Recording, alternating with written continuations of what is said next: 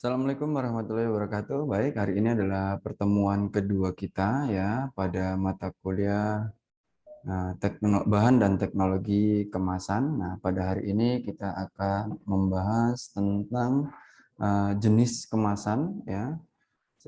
Kemudian kita akan berdiskusi nantinya tentang apa saja sih bahan kemasan yang beredar di negara kita. Baik, kita mulai saja ya. Jenis-jenis kemasan untuk bahan pangan ya, kita akan bahas ini karena memang fokus kita adalah untuk pangan. Kemasan kertas ya tidak mudah robek, tidak dapat untuk produk cair, tidak dapat dipanaskan, kemudian bersifat fleksibel. Nah, ini adalah jenis kemasan pertama yang dari dulu sudah ada ya. Bahkan zaman dulu itu sudah menggunakan yang namanya tanah sebagai kemasan ya, dibuat kotak ataupun dibuat bulat sebagai tempat penyimpanan bahan-bahan hasil pertanian pada zaman itu.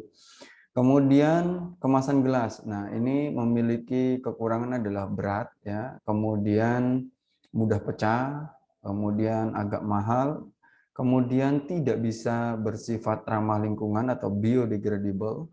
Kemudian dapat dipanaskan. Nah, keunggulannya adalah dia transparan, jadi produk yang kita simpan atau kita tuang ke dalam gelas tersebut akan mudah kita lihat ya, baik tercemar ataupun tidak. Kemudian bentuknya tetap atau rigid, jadi dia tidak berubah-ubah. Nah, ini adalah keunggulannya. Kemudian prosesnya termal, ya, padat ke cair, kemudian dapat didaur ulang. Nah, ini kalau menggunakan bahan-bahan yang saat ini bahan kaca yang bisa didaur ulang.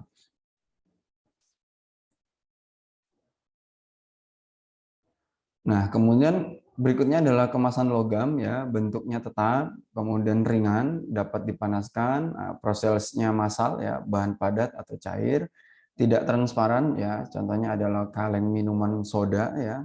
Kemudian dapat bermigrasi ke dalam makanan yang dikemas. Nah, ini juga menjadi kelemahan nantinya untuk bahan bersifat kaleng atau besi.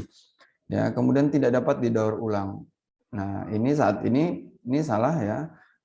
Kaleng ini saat ini sudah dapat didaur ulang. Kemudian kemasan plastik ya, bentuknya fleksibel, transparan, mudah pecah ya. Kemudian non biodegradable. Nah, ini agak sulit terurai. Kemudian ada yang tahan panas ya, kemudian ada juga yang tidak. Nanti di bagian belakang slide berikutnya akan ada penjelasan tentang bahan ini. Kemudian monomernya dapat mengkontaminasi. Nah, ini kalau penggunaannya salah, maka bahan pangan yang kita kemas ke dalam plastik akan terkontaminasi oleh zat plastik. Nah, jenis bahan kemasan pangan yang terbuat daripada plastik ya. Di sini ada jenis polimernya dikenal dengan polyethylene terephthalate ya, disebut dengan PET ya. Kodenya adalah 01 PET. Ya, sifatnya jernih, kuat, tahan pelarut, kedap gas dan air, melunak pada suhu 80 derajat Celcius. Jadi tidak perlu suhu 100 derajat, dia kena api sudah akan meleleh. Penggunaan botol minum, minyak goreng, selai ya, kemudian kacang, sambal, tray biskuit dan lain sebagainya. Tapi pada saat ini paling banyak digunakan untuk air minum mineral atau air minum kemasan. Kemudian jenis berikutnya adalah HDPE ya. Nah, ini ditandai dengan nomor 02, kemudian memiliki kode PEHD. Ya, keras atau semi fleksibel, tahan terhadap kerusakan ya, kelembaban, kemudian permeabilitas terhadap gas, jadi dia kedap terhadap gas, permukaan agak berlilin ya sebenarnya. Kemudian ada buram, biasanya akan terlihat buram, mudah diwarnai, diproses dan dibentuk melunak pada suhu 75 derajat Celcius. Biasanya ini digunakan untuk botol susu cair dan jus. Tutupnya plastik, ya, kantong belanja dan wadah es krim biasanya. Ini banyak ini ya beredar di sekitar kita. Warnanya biasa putih tempatnya. Kemudian ada polivinil klorida atau PVC. Ya, pada zaman dulu masih diizinkan, tapi pada saat ini penggunaan PVC itu semakin berkurang atau dibatasi karena hasil penelitian bahwa PVC itu mampu mencemari bahan pangan yang disimpan ke dalam wadah tersebut. Kuat, keras ya, biasa jernih, biasa juga tidak atau berwarna putih. Bentuk dapat diubah dengan pelarut ya, melunak pada suhu 80 derajat Celcius. Biasanya digunakan sebagai botol jus, air mineral, ya, minyak sayur, kecap, sambal, pembungkus pangan atau disebut dengan wood prep. Kemudian LDPE ya dengan kode 04 PELD ya, mudah diproses, kuat, fleksibel, kedap air, permukaan berlilin, tidak jernih tapi tembus cahaya, melunak pada suhu 70 derajat Celcius. Nah, biasanya digunakan sebagai pot yogurt, kemudian kantong belanja atau kresek, ya, kemudian kantong roti dan pangan segar, botol yang dapat ditekan. Biasanya digunakan untuk ini. Kemudian yang berikutnya adalah polipropilen atau PP, ya, dengan kode nomor 5. Keras dan fleksibel, permukaannya berlilin, tidak jernih tapi tembus cahaya, tahan terhadap BK, ya, kemudian panas. Tahan panas ya, maksudnya tahan minyak ya, melunak pada suhu 140 derajat. Ya, ini mulai tinggi ya, pada suhu 100 baru dia melunak. Artinya ketika kalian isi dengan air panas misal 100 derajat Celcius masih bisa. Pembungkus biskuit, kantong chips, kentang, kemudian kerat serelia, pita perekat, kemasan dan sedotan. Nah, ini penggunaannya. Yang berikutnya adalah polistiren ya, atau dikenal dengan PS ya, dengan kode 06 ya. Sifatnya jernih seperti kaca, kaku ya, getas atau mudah patah, buram, terpengaruh lemak ya dan pelarut, mudah dibentuk, melunak pada suhu 95 derajat Celcius. Biasanya digunakan sebagai wadah pangan beku ya, sendok, garpu dan lain sebagainya. Kemudian ada polikarbonat atau PC ya, keras, jernih, secara termal sangat stabil ya. Biasanya digunakan untuk pembuatan galon air, botol susu bayi. Ya, kemudian yang terakhir adalah melamin formaldehyde atau MF.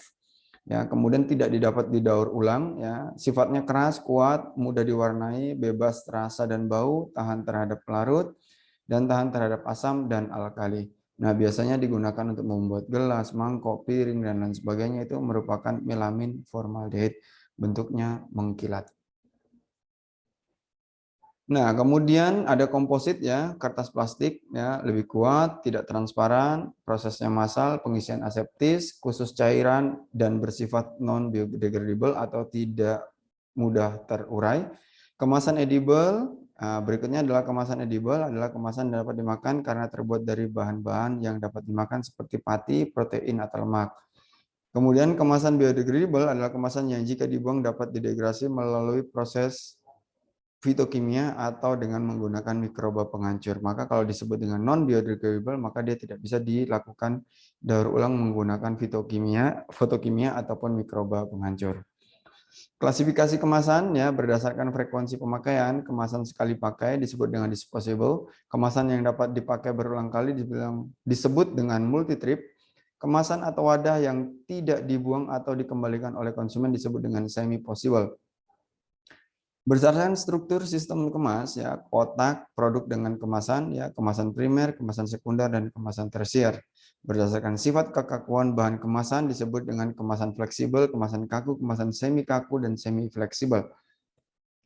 Berdasarkan sifat perlindungan terhadap lingkungan, kemasan hermetis ya, tahan uap dan gas, kemasan tahan cahaya, kemasan tahan suhu tinggi. Berdasarkan tingkat kesiapan pakai atau perakitan, wadah siap pakai, wadah siap dirakit, atau wadah siap dilipat. Bentuk-bentuk kemasan. Nah, kemasan karton berlaminasi. Nah, ini banyak ya digunakan. Jadi merupakan suatu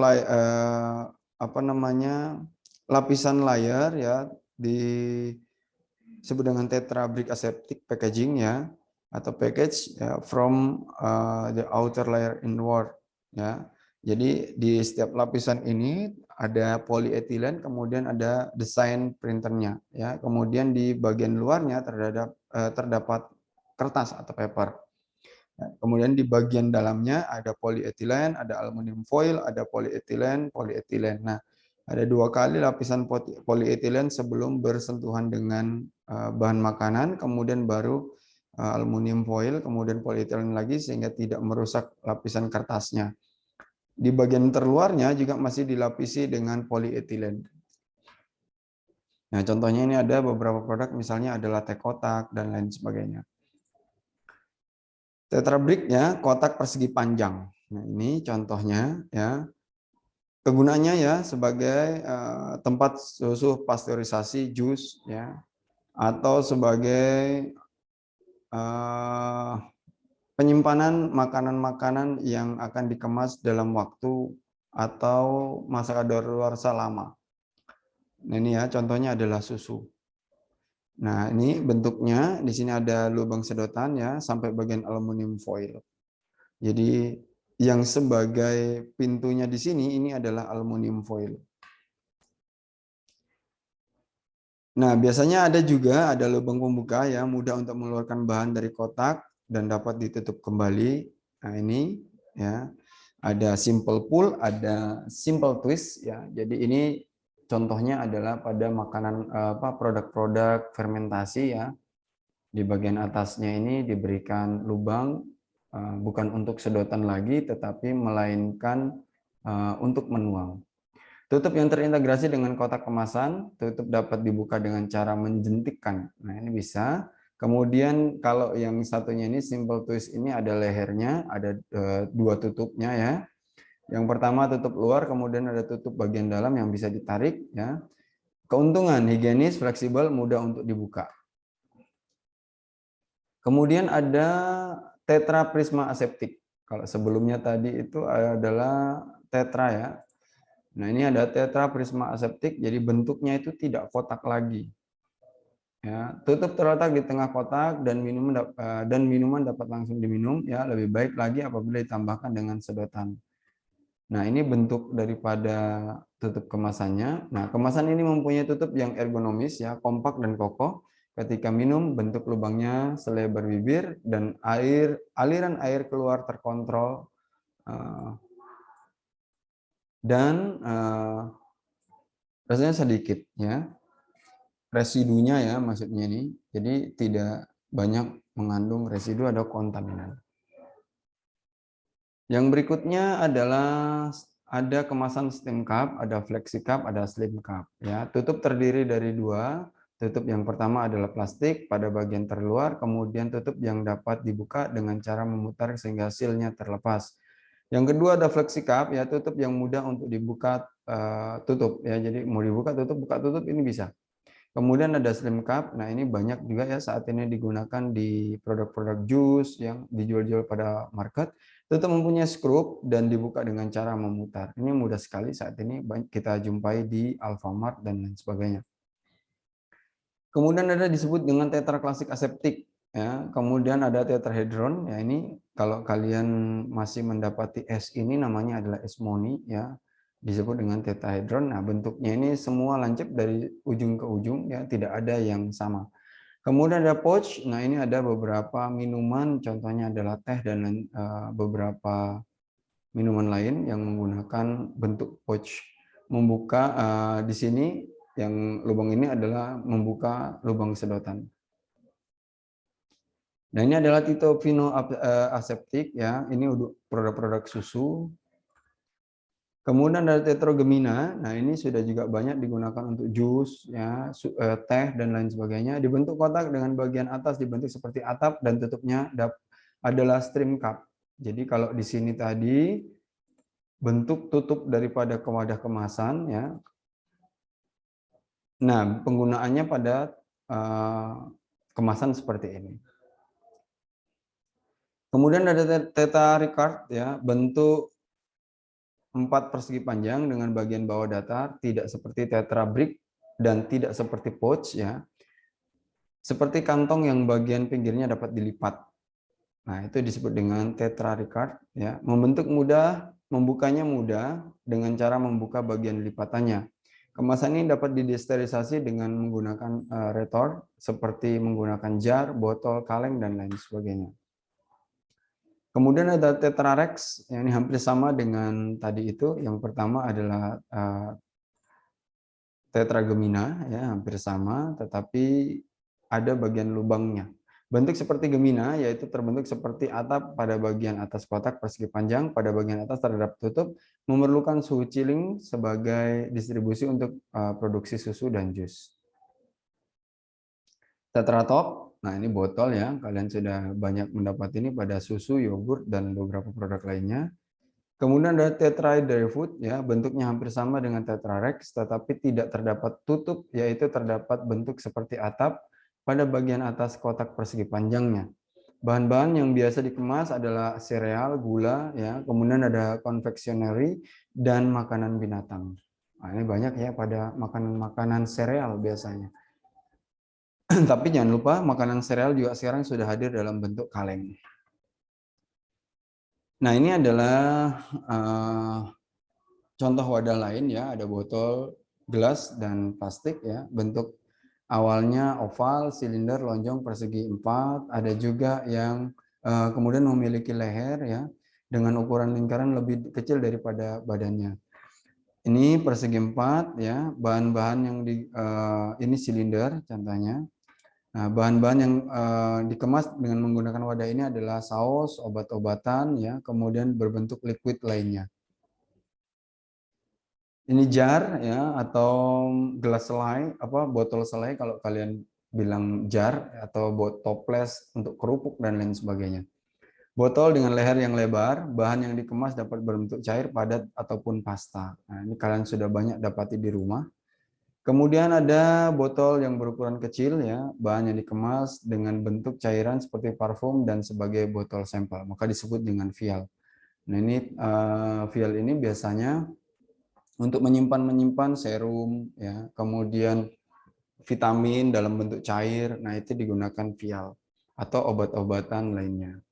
Kaleng, nah ini untuk makanan kaleng ya. Kaleng adalah wadah yang dibentuk tabung atau kotak yang dibuat dari timah ya, baja luar dilapisi dengan timah dan serat. Kemudian bahan yang dikemas dapat dalam bentuk padat maupun pasta. Nah, ini bentuk atasnya ini ada foil seal ya, atau aluminium yang digunakan, mudah untuk ditarik untuk dibuka. Kemudian tutup kaleng dari logam dan penutup luar kaleng, ini bentuk lainnya ya. Kemudian tutup kaleng dari kertas, ini juga bentuk lainnya. Kemudian kaleng persegi 4. Ini biskuit-biskuit banyak di sini nih. Kemudian kaleng serat ya, kaleng ini dibuat dengan cara menggulung kertas yang sudah berlapis. Kemudian cara menggulungnya secara spiral ataupun lapsim ataupun konvulat ya, kertas digulung dalam bentuk lembaran. Macam-macam ya untuk pembuatan media kemas daripada kertas, tapi ingat bahwa akan selalu dilapisi dengan aluminium foil ataupun polietilen. Ini kotak kertas bergelombang ya untuk karton, wadah sekunder biasanya. Nah, ini bentuk kardusnya nanti hasil daripada ini, dari karton bergelombang ini. Nah, ini adalah kemasan hot fill ya, untuk beberapa bahan parfum dan lain sebagainya. Baik, mungkin cukup sekian dari saya untuk pemaparan materi kedua. Seperti biasa, jika ada pertanyaan bisa langsung menggunakan fasilitas link yang saya sediakan ataupun chatting via Google Classroom juga boleh. Ya, nanti kalian bisa mengajukan beberapa bahan diskusi ataupun pertanyaan tentang jenis-jenis kemasan. Saya akhiri, billahi taufiq wal hidayah. Assalamualaikum warahmatullahi wabarakatuh.